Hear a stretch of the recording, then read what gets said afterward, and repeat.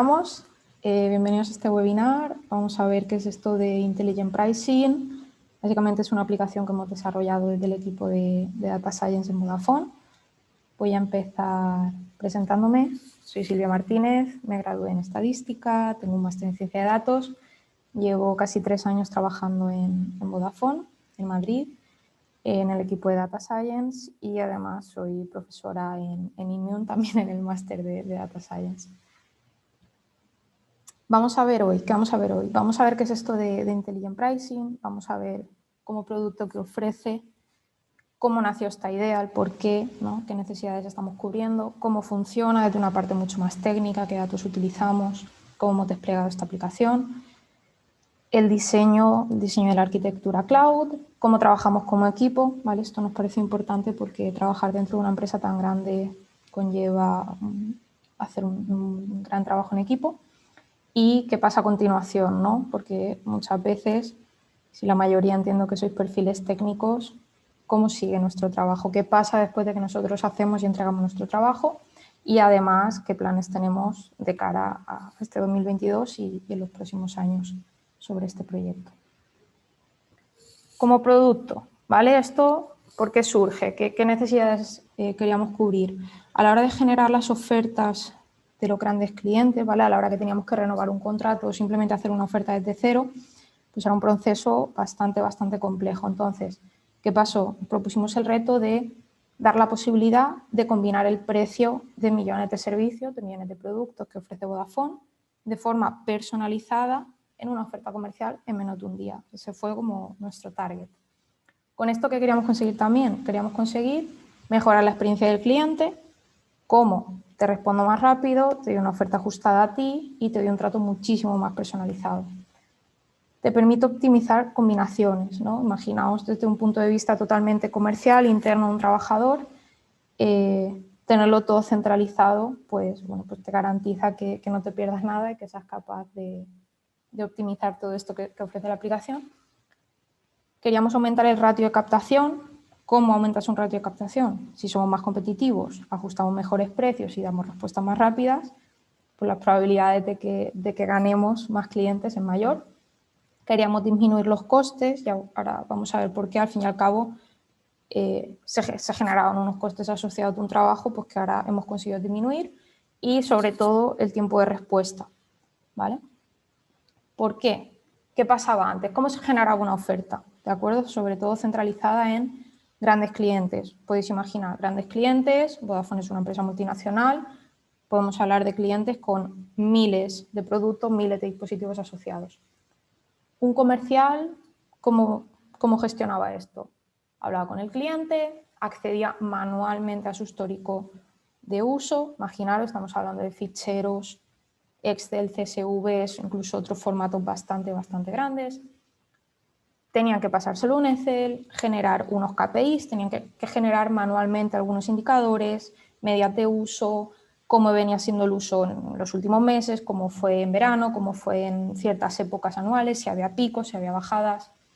Cada persona además involucrada pues tiene su propio método, ¿no? Al fin y al cabo, pues cada trabajador, en base a su experiencia, trabaja de una manera o de otra.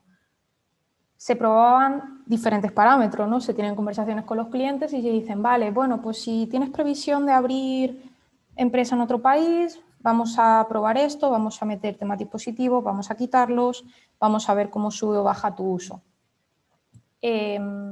Consecuencia, se genera un trabajo no replicable, ¿no? Es muy difícil que tú puedas aprovechar todo ese trabajo manual que has hecho para otro cliente.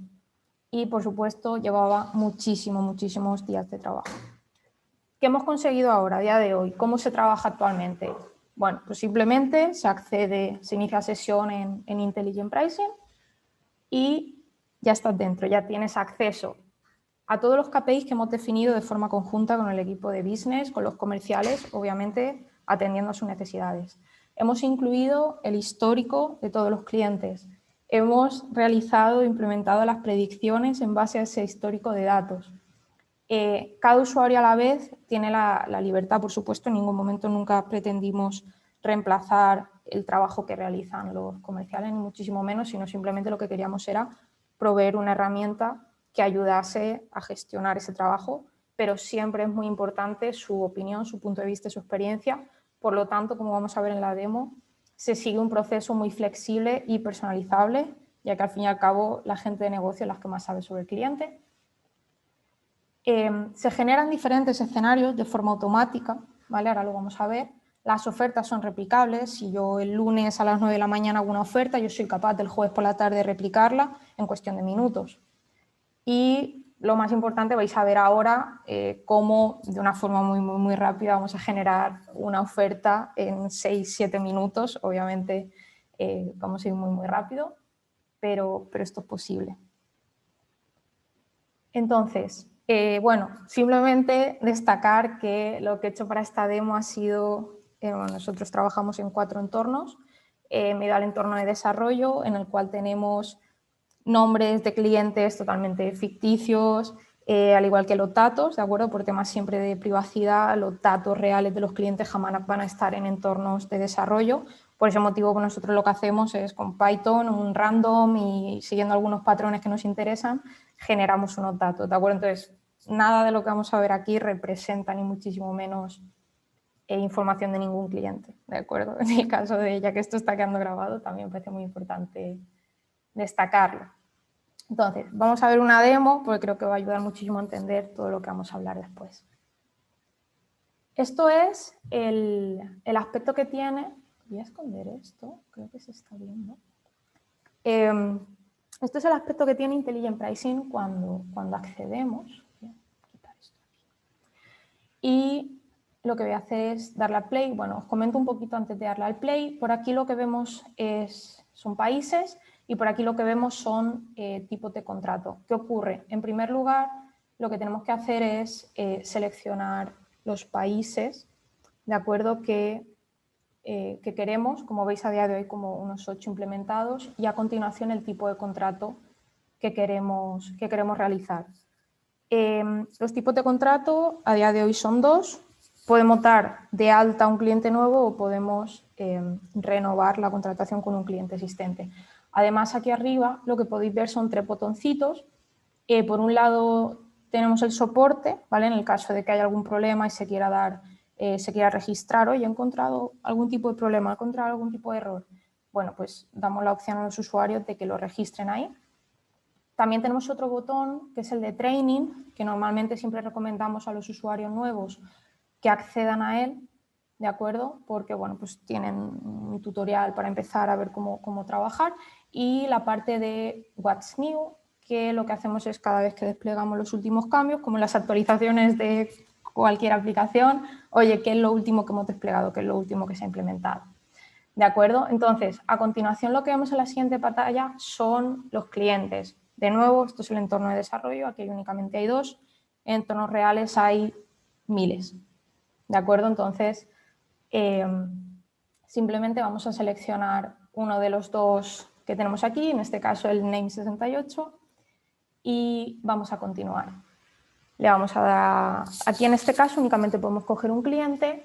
¿Y qué ocurre cuando coges un cliente? Que a continuación te da los números, lo que internamente llamamos billing accounts, son números de facturación. Antes de continuar, ¿qué es esto? Imaginemos, puede pasar en cualquier país, pero imaginemos España, ¿no? Que es el país que hemos cogido. Está, por ejemplo, el Banco Sabadell. El Banco Sabadell es una empresa, ¿no? Entonces sería lo que hubiésemos cogido en la pantalla anterior. ¿Qué veríamos aquí? Veríamos todas las sucursales. ¿De acuerdo? Entonces tú puedes, como Vodafone, hacer un contrato con 1, 2, 3, 15 sucursales o unas sí, otras no. Entonces, a la hora de coger el cliente global, solo puedes coger uno, evidentemente, pero luego a la hora de coger lo que serían esas sucursales, puedes coger desde una a todas a únicamente una porción. ¿De acuerdo? Por eso es importante separar entre cliente global y cliente o lo que serían las sucursales, ¿de acuerdo? Los billings que se llaman, que los llamamos internamente. ¿De acuerdo? Y aquí empezamos un poco con esta información que veíamos antes, que para que un usuario tuviese que sacarla manualmente, pues podía tardar muchísimo y nosotros lo hemos sacado en cuestión de 5 segundos. ¿Qué sacamos? Sacamos la media de los últimos 12 meses de los tipos de uso, voz, datos, número de conexiones, ¿de acuerdo? Estos son el número de dispositivos. Y el spend es la facturación, cuánto se ha gastado el cliente en su facturación en los últimos 12 meses. También al equipo de negocio le parecía muy interesante la media de estos indicadores de los últimos 3 meses. Y por último, la variación, ¿vale? Entonces veíamos también qué tendencia había tenido nuestro cliente en los últimos 3 meses respecto de su media anual. Aquí también pensamos que era una buena idea añadir un cuadrito, siempre recordando las sucursales, lo voy a llamar sucursales, las sucursales que estaban en uso, porque si una persona usa esto durante todo el día, durante 8 horas, pues es muy fácil que se te olvide qué sucursal o qué sucursales habías cogido, entonces esto es simplemente un recordatorio de lo que se está usando. ¿Qué más vemos aquí? Básicamente vemos el histórico de uso de los 12 meses justo de las variables que vemos aquí, ¿de acuerdo? Vemos pues, la fluctuación del gasto, vemos cómo ha sido la fluctuación también del número de dispositivos, pues por ejemplo aquí ya vemos que el cliente en los últimos meses ha necesitado usar menos dispositivos de los que, menos número de dispositivos de los que puede haber necesitado hace 8 meses o 10, cómo ha sido la variación del consumo de datos y del consumo de voz. ¿De acuerdo? Entonces vamos a avanzar un poquito, que esto lo acabo de explicar. Y aquí damos la opción de configurar algunas cosas. Perdón, se ha ido. Aquí lo que necesitamos configurar, perdón, aquí. Vale, ¿qué vemos aquí? Por un lado, les recordamos siempre pensar que es muy fácil que el comercial en todo momento esté en comunicación constante con el cliente. Entonces, recordamos qué uso medio, qué gasto medio de facturación tenía el cliente, siempre en moneda local, en este caso hemos cogido España, por lo que aquí vemos euros, depende del país, la moneda cambia, y le permitimos configurar el acuerdo que va a llevar con el cliente. A día de hoy estos son los términos contractuales que hemos acordado, si tuviésemos que ampliarlos no habría ningún problema. Por un lado, la duración del contrato, que se necesita ampliar, como casi todos conocéis, suelen ser múltiplos de 12, ¿de acuerdo? Pues de 12, 24, 36 meses, cómo va a ser ese acuerdo, esa duración contractual. Y además una serie de requerimientos. Es bastante habitual, incluso nosotros como personas individuales lo hacemos, oye, que quiero un iPhone, oye, que quiero un Samsung. Bueno, pues esas variables o ese tipo de acuerdo se introduce aquí, porque esto es importante tenerlo en cuenta a la hora del contrato. Entonces, aquí permitimos establecerlo de dos formas. Por un lado, ¿cuánto dinero me vas a pedir? O de forma total o por dispositivo. No, mira, pues yo quiero una inversión de $100, de 100 euros o de 500. Entonces, bueno, pues aquí damos esa libertad de establecerlo, de dejarlo guardado. ¿Qué dos opciones tenemos? Tenemos dos opciones de continuar y en esta pantalla veníamos teniendo siempre un botoncito aquí de Next. Aquí hemos dejado de tenerlo. ¿Y esto por qué ocurre? A partir de aquí, el comercial tiene que tomar una decisión en base a la conversación con el cliente. Y hay dos formas. Puede continuar por el camino de Existing Usage, que os lo voy a contar porque es el camino corto. ¿Qué es esto de Existing Usage? Esto de Existing Usage lo que representa es que el cliente diga, mira, yo no quiero complicarme, yo lo que quiero es que me repliques lo que he tenido en los últimos 12 meses. Esa es fácil, muy fácil. Le das Existing, lo que haces es replicar el uso que tuvo el cliente en enero, pues es el que estima que va a tener el enero que viene. El uso que tuvo en junio es el que estima que va a tener en junio. No voy a hacer excesos, ni voy a subir ni bajar, no voy a abrir sucursales nuevas, no voy a despedir gente, no voy a contratar gente. Manténme lo que tenía. Perfecto. Esa es la vía más rápida. Y a partir de ahí ya llegaríamos a la última pantalla, que vamos a llegar igual, pero vamos a ir por el camino largo. La otra opción, configurar el uso. Oye, no, las cosas van a cambiar. Yo quiero revisar esto, yo quiero revisar mis condiciones, yo quiero revisar mi uso, yo me voy a comportar de manera diferente, vamos a gestionarlo. Perfecto, para eso está la vía de Configure Usage, que es la que vamos a coger, porque como os digo, pues es el camino más largo. En el otro simplemente ya llegaríamos a la última pantalla, que vamos a llegar igual. Vale, entonces, perfecto. ¿Algo va a cambiar? ¿El qué va a cambiar? Vale, pues en primer lugar, dime si vas a cambiar el número de conexiones. A día de hoy, hemos sacado de la base de datos del histórico, cuántos dispositivos tienes y de cada tipo. Además te digo también cuántos dispositivos tienes inactivos, ¿vale? A día de hoy estos son los dispositivos que tú estás usando, a día de hoy estos son los dispositivos que tienes, que estás pagando por ellos, una tarifa fija o el acuerdo que se haya llegado, pero no se están usando. Y esto es importante, esto se le transmite al cliente y el cliente puede decidir, oye, mira, no, yo todo lo que tengo lo voy a utilizar, o no lo voy a utilizar, o déjamelo así, o mira, voy a contratar 100 líneas más. Además, no quiero ninguna línea solo de voz, porque eso está ya muy anticuado, yo lo que quiero son todo datos. ¿Vale? Y por último, voy a parar un segundín, damos esta opción del Annual Growth, y esto fue muy interesante porque por una opción es el New Business Connection, que esto traducido es voy a contratar 100 líneas más o no, o voy a quitar, ¿vale? Por eso usamos este menos 12, porque lo que vamos a hacer es, no, mira, las 12 que tengo, quítamelas, o un Annual Growth que es, oye, mira, yo tengo previsto ir contratando poco a poco. Ir contratando poco a poco, no quiero contratar 100 de golpe, sino que lo quiero hacer de una forma gradual, ¿vale? De acuerdo. Tengo previsto que voy a incrementar el número de contrataciones un 10% cada mes. Perfecto. Bueno, pues para eso damos esa opción del Annual Growth, por lo que ya pues, la configuración de la tarifa queda totalmente en manos del comercial, como decíamos. En ningún momento queremos reemplazar el trabajo de nadie, simplemente queremos ayudar. ¿Qué vemos aquí? Más cosas. Antes comentábamos al inicio que acceder al histórico de datos y calcular una serie de KPIs no era tarea fácil, si lo tenías que hacer de forma manual en Excel. Aquí ya está hecho. Aquí lo que hacemos es acceder a la base de datos y calcular para cada una de las series su predicción. De acuerdo que quizás no es la predicción que todos estamos esperando, pero en el sentido de complejidad, bueno, al fin y al cabo tenemos a día de hoy un histórico de 12 meses, como es este caso, y lo que hacemos es varias partes. Por un lado, tenemos histórico de 12 meses, por otro lado, hemos seleccionado que queríamos renovar durante 12 meses, por ese motivo la predicción también son 12 meses, y lo que hacemos, intentamos respetar es siempre, uno, la tendencia de la serie, ¿de acuerdo? Si tú en tus últimos 12 meses tu tendencia es ascendente, eso lo vamos a respetar. Si tu tendencia decrece, también lo vamos a respetar. Entendemos que esa tendencia va a seguir así. Por otro lado, respetamos los picos. Nos parece muy importante, si tú en agosto cierras tu empresa y no usas los dispositivos, eso lo vamos a tener en cuenta. ¿Por qué? Porque en agosto vas a pagar menos. Si llega Navidad y tu empresa trabaja muchísimo y tienes muchísimo consumo, eso lo vamos a respetar. Con eso que conseguimos, pues también no ganamos la confianza del cliente.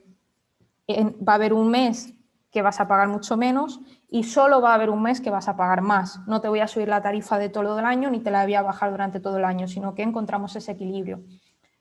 ¿Qué más permitimos? Bueno, ¿qué más tenemos aquí? Además tenemos esta tendencia que comentábamos, traducido lo llamamos growth factor, que es este factor de crecimiento porcentual. Básicamente lo que estamos diciendo es que la serie de voz nacional, que es esta que vemos aquí, durante la predicción, durante los próximos 12 meses, se prevé que se vaya a consumir un 14% más de lo que se consumió el año pasado.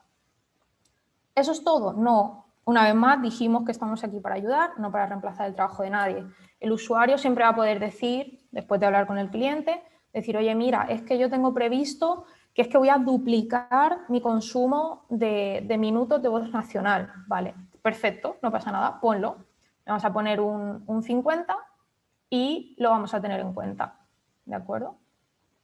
Aquí está. Entonces, nada, en cuestión de segundos, la predicción acaba de cambiar y esa predicción es la que se va a tener en cuenta a la hora de generar las ofertas. Oye, mira, que es que además yo tengo claro que no, que es que el roaming va a descender, no me lo pongas en positivo, perfecto, no hay ningún problema, lo hacemos. ¿Qué más podemos hacer? Siempre damos la libertad de, sobre todo ahora, y esta idea surgió cuando llegó el COVID, ¿de acuerdo? ¿Qué pasaba? Que efectivamente, y personas que trabajáis con temas de predicciones lo vais a entender muy bien, si la serie en la que no pasamos para predecir es el histórico de COVID, seguramente tu futuro no sea lo más aproximado a lo que yo estoy prediciendo. Para eso, lo que acordamos fue dar la opción de gestionar los valores pasados. Es decir, vale, no pasa nada. Vamos a poner un botón aquí de editar uso y decir, oye, mira, es que este pico no quiero que me lo tengas en cuenta. No me lo tengas en cuenta porque esto fue algo muy puntual, no se va a volver a repetir, cámbiamelo. Pónmelo más o menos como viene estando el resto. Perfecto. Podemos replotear, podemos volver a graficar, podemos probar, es decir, mira, ya estoy de acuerdo, quiero seguir, de acuerdo, guardar y, si os acordáis, aquí salió un piquito que acaba de desaparecer. ¿Por qué? Porque una vez más, nosotros damos y trabajamos en base a los datos, pero la experiencia y la comunicación con el cliente la tienen los comerciales. Mismo proceso para todos los tipos de uso, veíamos minutos, datos, mensajes y los roaming, ¿de acuerdo? Una variable que nosotros tenemos que es el número de días que se consume en roaming. Y ahora sí, después de esto, llegamos a la última pantalla. ¿Qué vemos aquí? Vamos por partes.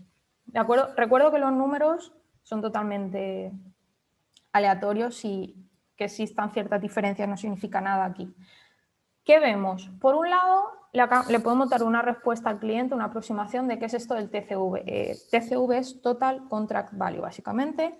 ¿Por cuánto te va a salir? Renovar conmigo durante los próximos 12 meses te va a costar tanto.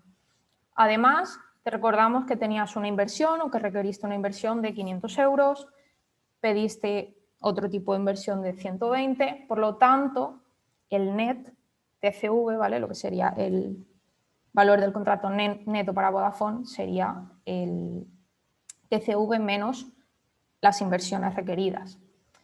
Y luego aquí lo que hicimos fue crear dos indicadores que resultaban muy interesantes para las personas de negocio, que eran las erosiones. ¿Qué es esto de la erosión? Las erosiones no son otra cosa que las variaciones porcentuales.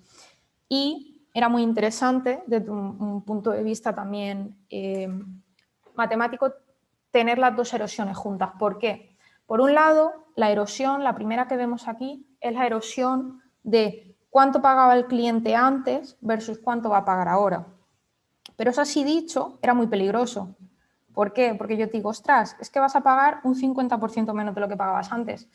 Cuidado, es que a lo mejor ahora también tienes muchas menos líneas, o vas a dejar de viajar al extranjero, o has cerrado una sucursal. Entonces, la erosión, siempre hay que ser muy conscientes de este valor que vemos aquí. No es que vayas a pagar un 2% más. Recordemos también que hemos añadido unas 120 líneas, si no recuerdo mal, en el ejercicio. Entonces, eso es muy importante. Siempre leer la erosión con la oferta que estamos generando. Y por otro lado también la erosión por dispositivo, que esta sí que tiene un poco más de sentido, porque lo que se hace es la variación porcentual de cuánto se pagaba por cada dispositivo versus cuánto se paga ahora. ¿Siempre sale positiva? No, muchas veces sale negativa. En este caso sale positiva, ya bueno, la mayoría de las series también predichan las tendencias o el ratio de crecimiento a futuro era mayor, entonces si tienes un uso mayor te va a salir más caro cada dispositivo. Y con esto voy acabando. Tenemos un botoncito por aquí que ahora mismo está desactivado porque no cumple los requisitos, pero básicamente damos la opción o damos unas sugerencias a la hora de ajustar cuando se exceden unos límites, ajustar los descuentos, de forma que si se exceden unos ratios definidos por negocio, lo que hacemos es bajar un poquito los descuentos o subirlos, depende del escenario. Bueno, pues oye, ¿qué te puede interesar este botón? Lo activamos, se activa automáticamente, efectivamente, cuando se cumplen unos requisitos y se suben o se bajan los descuentos. Entonces, siempre también el usuario tiene la opción de descargarse la configuración de la oferta, que ahora vamos a ver algunos ejemplos, ajustando los descuentos o sin ajustar los descuentos. Entonces, es una información muy valiosa que tienen los comerciales. Y nada, creo que el vídeo simplemente pues ya lo que hace es descargar el fichero, ¿de acuerdo? Entonces yo lo que voy a hacer es ahorrar esta parte y enseñaros algunas de las cositas que contienen los ficheros, ¿de acuerdo? Bueno, perdón, me faltó una última cosa, es que antes veíamos dos cosas, veíamos dos tarifas, ¿vale? Esa es otra. Como sabéis, las teleoperadoras tienen varias tarifas y en base a tus necesidades te ofrecen una, te ofrecen otra. Bien, nosotros lo que hacemos es proveer todas aquellas tarifas que se cumplen, por ejemplo, pues para España y la configuración de este cliente aplicaban dos tarifas, por eso hemos dado únicamente dos. Entonces, una vez que tú te descargas estos ficheros, tú tienes toda la información configurada dentro. ¿Qué tenemos? Pues, por ejemplo, tenemos un cuadrito que era sobre la configuración estándar. ¿En qué país estábamos? ¿Qué nombre era el del cliente? ¿Qué tarifa has seleccionado? ¿Cuántos meses? ¿Cuánta inversión ha pedido el cliente? ¿Por cuánto sale el contrato total? Y por otro lado, pues en el caso de esta tarifa tiene 27 bloques, ¿vale? Pues hacemos una cosa. Yo te voy a decir que lo vimos antes. ¿Os acordáis de las series predichas? Lo que hacemos es dártelas aquí y decirte, mira, esta es la media de la predicción del cliente. Aquí están los precios, obviamente como podéis ver totalmente aleatorio. Aquí están los precios optimizados, ajustados o sin ajustar, según lo que hayas elegido, con descuento, sin descuento, lo que haya decidido el usuario. Aquí están. Os dais cuenta, en 6, 10 minutos, no ha tardado más. Y luego, bueno, pues el gasto por bloque. Y esto es súper interesante al cliente, también le interesa muchísimo saber sus facturas, cómo se decranan. Oye, pues tu consumo se centraliza en la parte nacional, tu consumo se centraliza en la parte de roaming, tu consumo se centra en cómo está gestionado tus dispositivos móviles, si necesitan más consumo, si necesitan menos. Entonces, cada tarifa tiene su propio esquema, cada tarifa tiene su propia definición y continuamente vamos añadiendo información pues, que nos van pidiendo. Según tenemos más usuarios con esta aplicación, vamos teniendo más feedback, por lo que también vamos teniendo más requisitos. Seguimos. Entonces, todo esto que acabamos de ver, ¿en qué se traduce? Se traduce, a grosso modo, en el mundo del data science en predicciones de consumo por cliente, más de 10 KPIs definidos, corrección dinámica de los datos con el impacto directo en el momento, más de 12 tarifas codificadas, aunque aquí solo hemos visto 2, la simulación con diferentes parámetros, diferentes tipos de inversión, dispositivos, descuentos, precio final y diferentes erosiones, y optimización de precios personalizada al uso de cada cliente. ¿Algo más? Sí, la verdad que bastante más. Con este proyecto nos tocó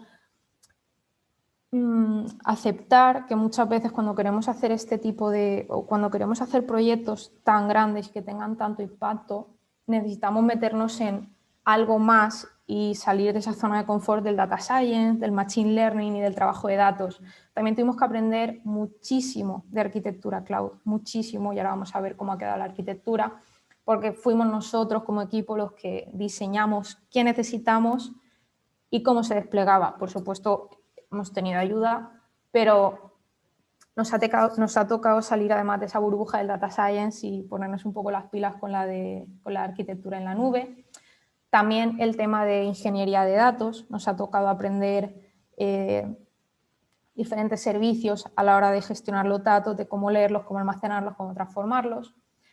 También la interfaz de usuario, esta aplicación que acabáis de ver, que aparentemente es tan sencillita, la hemos diseñado nosotros, la hemos implementado nosotros con Python, Flask, y está desplegada en AWS, en una máquina virtual de AWS. Entonces, igual, ¿es puramente lo que entendemos como data science? No, pero si queremos dar a conocer nuestro trabajo y que la gente lo pueda utilizar, pues a lo mejor nos toca salir un poquito de esa nube. Y por último, algo con lo que esto es lo más diferenciador que tenemos, por al fin y al cabo toda la parte técnica no la puede hacer, o la podría hacer casi cualquier persona, es el trabajo continuo con la persona de negocio.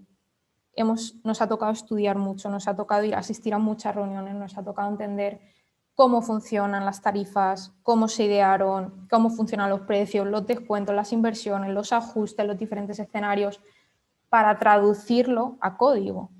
Y eso es un trabajo bastante intenso y que ha llevado muchísimas horas. Una vez más, salimos de esa zona de confort del data science para meternos en el mundo puro de negocio, porque sin ello esta aplicación no se podría haber desarrollado. Vale, entonces, dicho todo esto y habiendo visto, ¿cómo diseñamos esto? Bueno, pues en su momento lo que hicimos fue estructurar o segmentar en 5 bloques. A día de hoy, esta aplicación está implementada y funciona en AWS, en Amazon Web Services, pero no significa que nos casemos con AWS. De hecho, a día de hoy estamos trabajando para desplegar todo esto también en Google Cloud.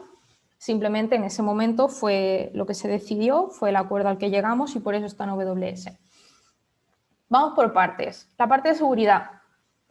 Se necesitaron, aquí nos recibimos ayuda, en la parte de seguridad éramos la parte más inexperta.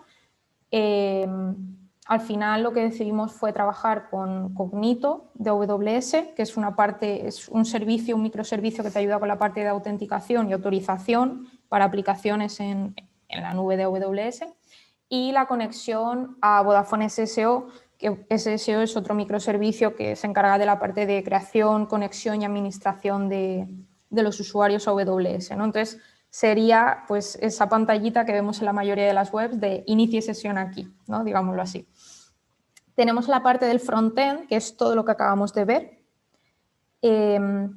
Todo este código que yo comentaba, que está hecho en Python, con Flask y HTML, está en una máquina virtual de AWS, en EC2.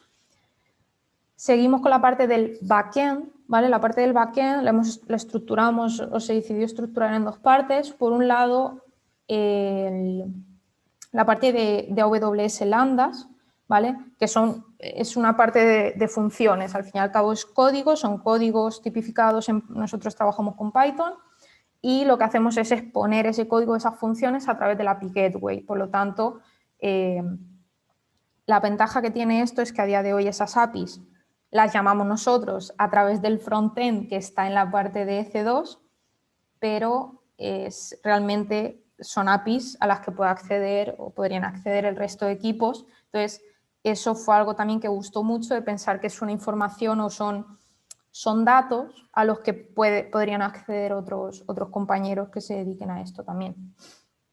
¿Qué más? Y ahora vamos a meternos en la parte de datos.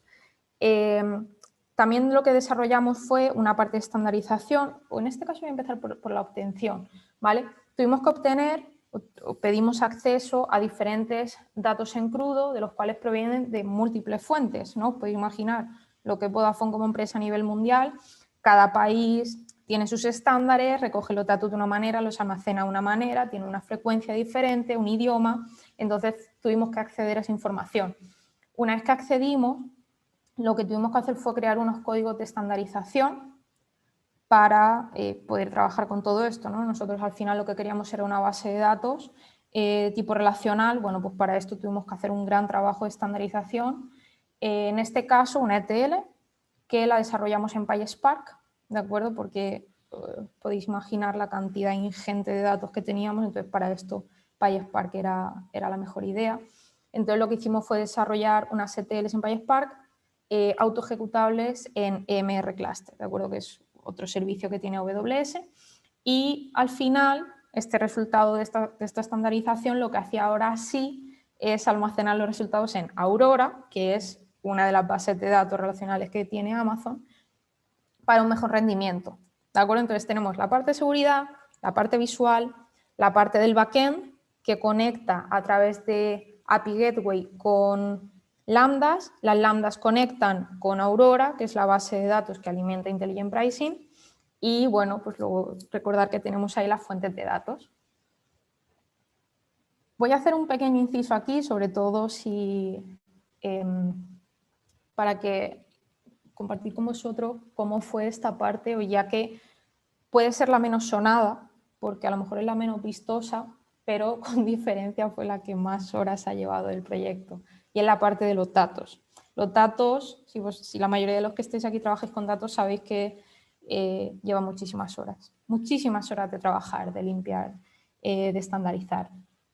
Entonces, una vez más, teníamos diferentes orígenes de datos. ¿Os acordáis que teníamos una de las variables en la demo que era la parte de facturación? Entonces tuvimos que acceder a datos de facturación, tuvimos que acceder a datos de diferentes países. Por ejemplo, los datos pues, de este país, el país 1, están en AWS en S3, ¿de acuerdo? Son un servicio de almacenamiento de datos de AWS. Este otro país, por ejemplo, lo que tenía los datos, porque era su acuerdo a nivel local de país, Vodafone, es en GCP, en el Data Hub, que es la nube de Google. Y una vez que accedimos a ello, pues nos procedimos a estructurar un código de estandarización. Entonces, teníamos muy claro qué queríamos conseguir. Queríamos, de estas diferentes fuentes, conseguir una misma frecuencia de datos, la misma agregación temporal, ¿no? Porque en unos te pueden venir por minutos, en otros por días, en otros por horas, en otros por meses. Vale, queríamos un estándar. Queríamos un estándar, como hemos visto en la aplicación, es por meses. Vale, queríamos una información agregada por una misma temporalidad. La estandarización de los idiomas. Os podéis imaginar cuando empezamos a recibir datos de todos los países que hemos visto antes, de Hungría, de Reino Unido, de España, os podéis imaginar las nomenclaturas tan diferentes de productos, de clientes, de todo lo que os podéis imaginar. Bueno, esto tuvo que estandarizarlo y esto la verdad que llevó su tiempo. Tipos de voz, igual, el idioma, las nomenclaturas. ¿Qué obtuvimos?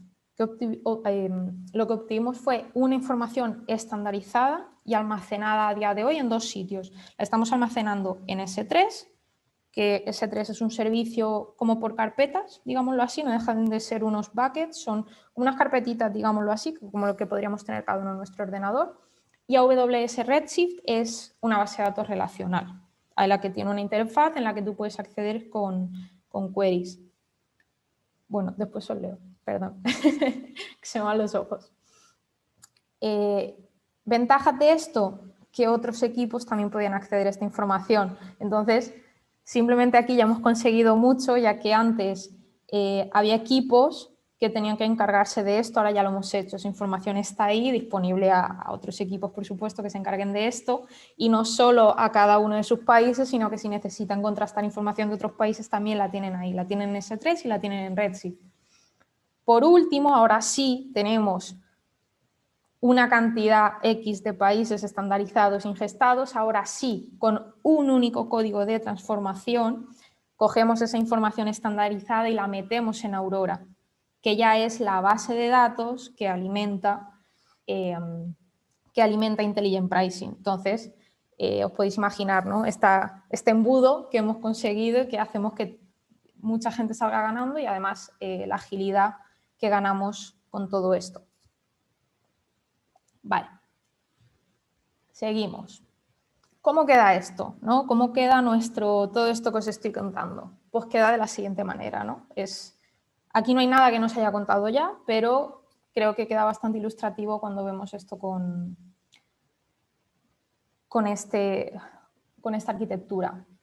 Veníamos hablando de los datos, ¿de acuerdo? Teníamos múltiples orígenes de datos, vimos que podían venir incluso de diferentes nubes, no había ningún problema. Teníamos este código de estandarización adaptado a cada país o a cada fuente de datos. Esto acabamos de decir que se almacenaba en Amazon S3 y en Amazon Redshift. Que a su vez teníamos un proceso de transformación en PySpark que se ejecutaba en MR, los clústeres de MR de Amazon. Y eso ingestaba los datos en Aurora. Ahora sí, Aurora es la base de datos de la que lee Intelligent Pricing. Y aquí nos vamos arriba. Intelligent Pricing, se inicia sesión, entra en juego la parte de cognito, la parte de seguridad, la parte de autenticación. Si no tienes un usuario, no vas a poder entrar.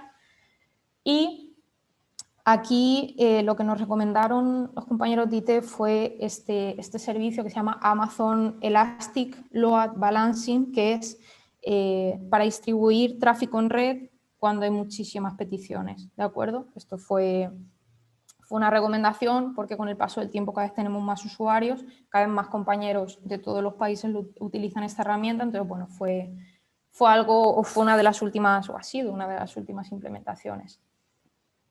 ¿Dónde conecta? Conecta con la máquina virtual, donde hemos dicho que está el frontend desplegado, ese código de frontend de la aplicación. Amazon EC2 conecta o hace las peticiones a la API y nuestra API hace las peticiones a la Lambda, que a su vez hace las peticiones a Aurora, que es la base de datos. Entonces, tenemos todo este flujo, ¿de acuerdo? Cada vez que le dábamos a un botón en la demo, se ejecutaba una Lambda y hacía una petición a Aurora. Habéis visto que ha sido cuestión de segundos. Todo este proceso se hace en cuestión de segundos. Vale, ¿cómo trabajamos como equipo, ¿no? Hemos dicho que, primero, que como Data Scientist nos ha tocado amoldarnos y abrir un poco nuestra zona de confort, pero luego además trabajamos de forma continua con más gente. Y eso lo voy a aprovechar y lo voy a explicar porque cada pieza de nuestro trabajo involucra a unos equipos u otros. Entonces, vamos a ver los 4 bloques. Estandarización y transformación, voy a ir rápido porque esto ya lo hemos visto, backend y frontend. La parte de estandarización. Acceso a los datos. Hemos dicho que era la parte del origen de los datos y la estandarización. Somos 2 equipos, el equipo de ingeniería de datos y el equipo de data science.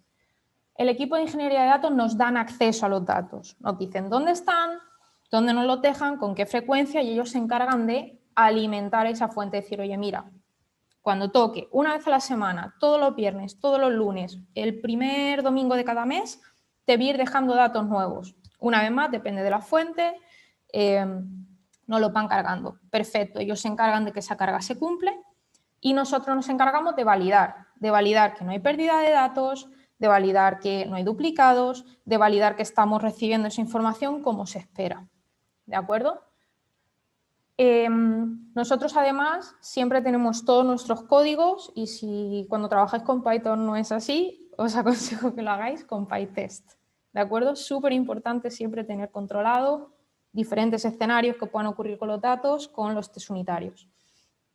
De normal lo que hacemos es, aunque hagamos un control, depende, semanal, quincenal, depende de la fuente de datos, lo que hacemos es ejecutar los procesos de forma mensual. ¿Por qué? Porque nuestra aplicación trabaja de forma mensual. Entonces tampoco tiene sentido ejecutar ciertos procesos cada día, porque al fin y al cabo Aurora, que es la base de datos final, trabaja con datos mensuales. La parte de transformación, esto es puramente nuestro. Esto es nuestra responsabilidad, son nuestras decisiones y al fin y al cabo tenemos que ser muy cuidadosos con lo que sale de aquí. Por eso validamos cada movimiento que hacemos total de forma mensual también y tenemos unos test unitarios muy exhaustivos para garantizar que nada se rompe y que todo sigue el flujo que tiene que seguir. Parte de backend. Hemos dicho que esta era la parte de los microservicios de Lambda y API Gateway y que incluyen toda aquella lógica de negocio que nos llevó tantísimas horas a entender y captar con el resto de equipos.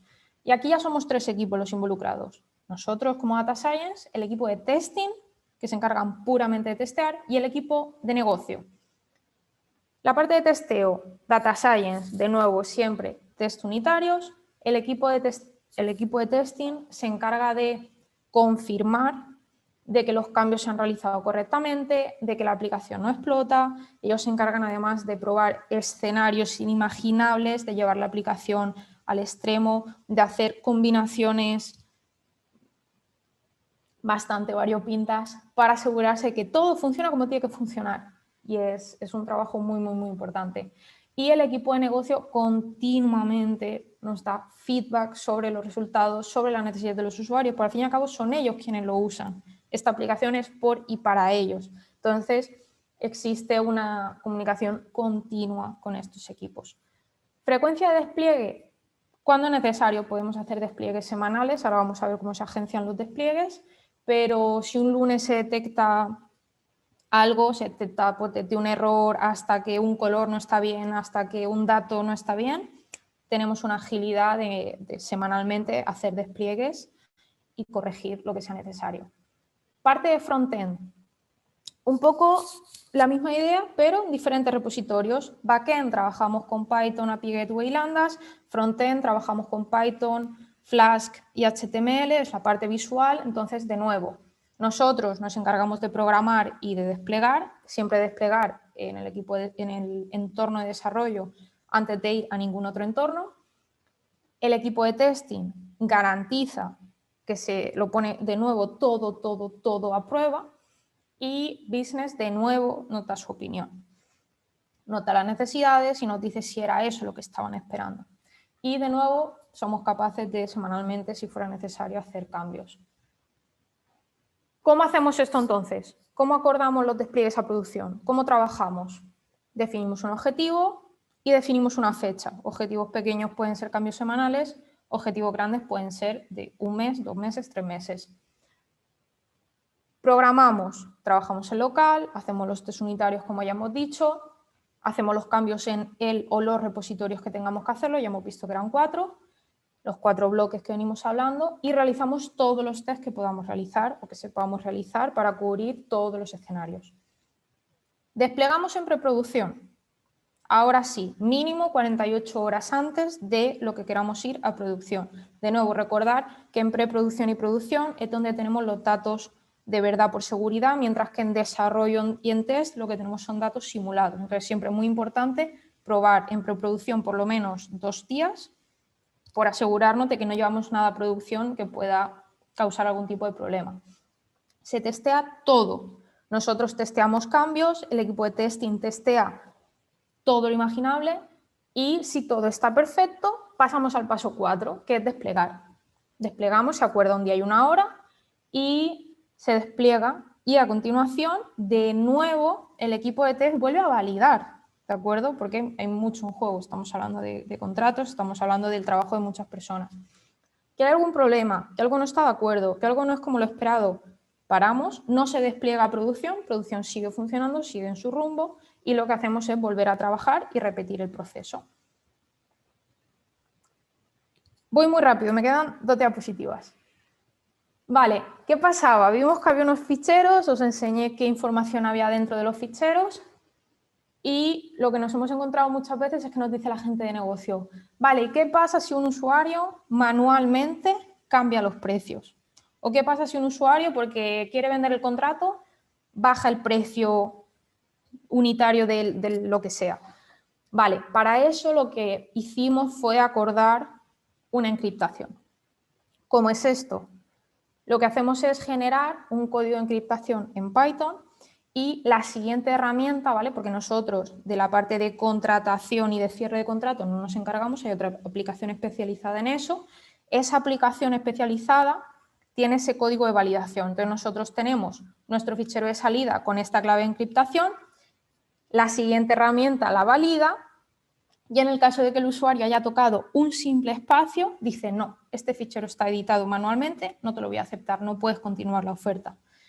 Entonces, nos parece un paso de seguridad bastante importante, ya que, bueno, pues eso, queríamos evitar cualquier tipo de manipulación manual por parte de los usuarios.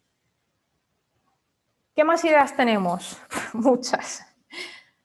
A día de hoy queremos seguir incrementando el número de tarifas, tenemos unas 12, si no recuerdo mal, y estamos trabajando en meter 8 más. A día de hoy, que tenemos de hecho previsto desplegar 8 más a finales de febrero. Queremos seguir accediendo a fuentes de datos de más países, volveremos a estandarizar y haremos todo el flujo que ya hemos visto.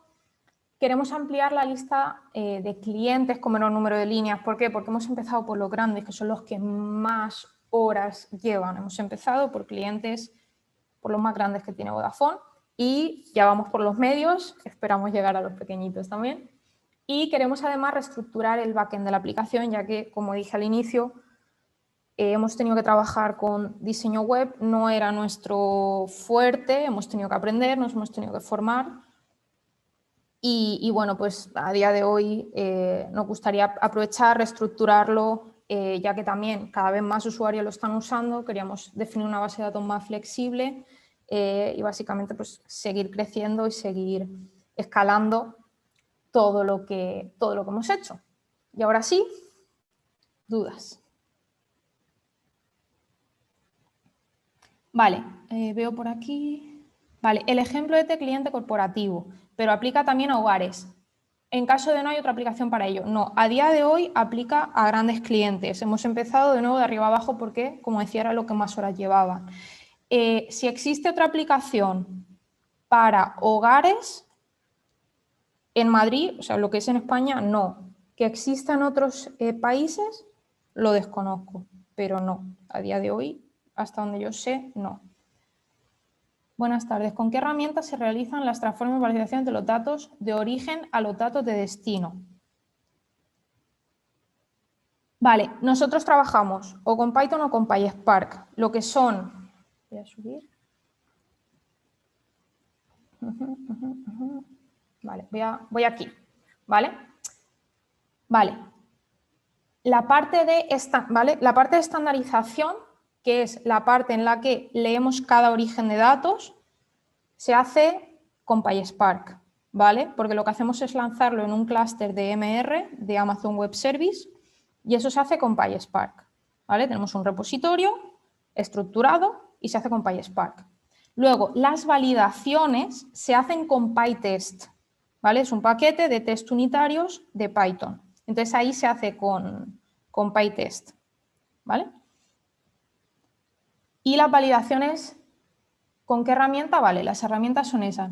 ¿Cómo se gestionan los posibles rechazos que se generan de estos procesos de validación? Claro, depende del tipo de rechazo, puede que haya habido un problema porque nosotros no hemos contemplado, no lo sé, a lo mejor el más obvio, más entendible ahora puede ser divisiones entre cero, ¿no? Supongamos, pues ahí, por ejemplo, nos toca trabajar cómo gestionar las divisiones entre cero, como puede ser con un try y un catch de Python, por ejemplo, o un else, por ejemplo, ¿no? O en el caso de que sea un escenario que no sepamos gestionar, muchas veces lo que hacemos es recurrir a negocio y decirles, oye, nos hemos encontrado con este escenario, este cliente tiene esta peculiaridad, ¿qué tenemos que hacer? ¿Cómo queréis que lo gestionemos? Cuando ocurre esto, en vuestra experiencia, ¿qué debemos hacer? Se toma una decisión y se implementa en código.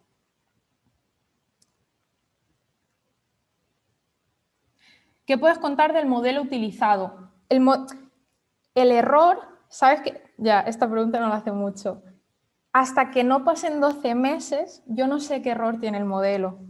Porque nosotros hacemos unas predicciones en base a la tendencia y lo que el cliente nos dice que va a ocurrir, tanto de forma de tendencia, de crecimiento, como de picos, si tienes que cubrir picos en algún mes del año o en varios. Lo que ocurra luego el agosto que viene, yo todavía no lo sé. Entonces, ¿qué mínimo error aceptáis?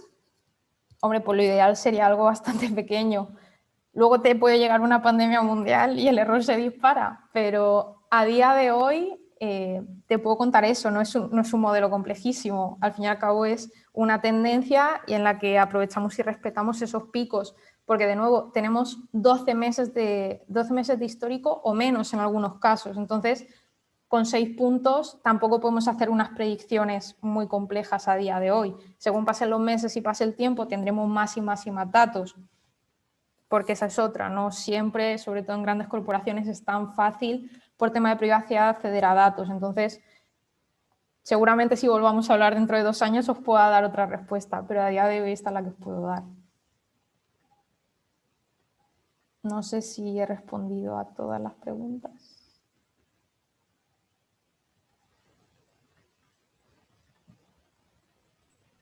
Hola Silvia, mira, Andrés nos pregunta que cuánto tiempo tardó el desarrollo de este proyecto.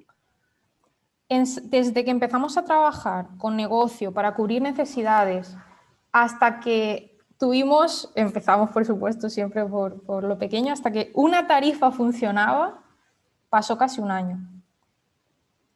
Pasó casi un año. Éramos 3 personas. Entonces fue casi un año, sí. A día de hoy ya somos mucho más ágiles. En el último año hemos implementado más de 10 tarifas, hemos accedido a muchísimas fuentes. Ya una vez que el coche está rodando ya es mucho más fácil, pero efectivamente fue largo, bueno, o corto, no sé, según se vea. Yo creo que en un año hicimos muchas cosas, pero claro, evidentemente pienso en el último año y en el primer año y claro, ya vamos a una velocidad muchísimo mayor. Bueno, Silvia, pues muchísimas gracias. Un placer, Pues, muchísimas gracias también a todos. Ah, mira, otra pregunta, sí. la última, contestamos y acabamos. ¿Qué etapa fue la complicada? Todas. No, en serio. La parte de seguridad, y ya, aquí ya no te hablo como equipo, sino te hablo como experiencia. A mí la parte de seguridad me preocupaba. Al fin y al cabo, hay mucha información sensible de clientes. A mí me preocupaba que alguien pudiese hacer algo con la aplicación, acceder a ese histórico. Entonces, ahí sí que, sobre todo en la parte de validación, nos ayudó el equipo de IT. Por ejemplo, a día de hoy a la aplicación solo se puede acceder si estás en la VPN de Vodafone. A mí eso me tranquiliza mucho, que solo puedan acceder personas de Vodafone. Vale, entonces, luego, la ingesta de datos como tal, no fue la más difícil, pues nosotros al fin y al cabo trabajamos con datos. O sea, nosotros donde estamos cómodos es en la parte de datos. Entonces, la parte que también nos costó en ese momento fue la parte de la parte de desarrollo de interfaz. Porque, por ejemplo, para mí Flask era un paquete totalmente desconocido. HTML, no había trabajado nunca con HTML, entonces hacer esa mezcla de Python, Flask y HTML fue intensa. O sea, yo la recuerdo como una etapa más durilla, además para probarla pues no era tan fácil. Y fue luego la parte de arquitectura. La parte de arquitectura, lo bueno es que cada servicio estaba muy enfocado a su tarea. Me explico. Necesito algún sitio donde dejar códigos de Python que yo pueda llamar lambdas. Necesito la parte de la API Gateway. Necesito una base de datos, ¿vale? ¿Qué base de datos me ofrece Amazon? Ofrecía Redshift, Aurora, esos de datos estructurados. ¿Por qué nos decidimos por Aurora? Porque lo que queríamos era leer, ¿vale? Pues Aurora es más rápida leyendo. Entonces, no digo que la parte de arquitectura sea fácil, porque no lo es, pero es verdad que al final cada servicio está especializado en una cosa. Entonces, era más o menos claro, igual que si lo hubiésemos hecho en Azure, pues sabes cuál tenías que usar, porque al fin y al cabo cada servicio está especializado en una tarea.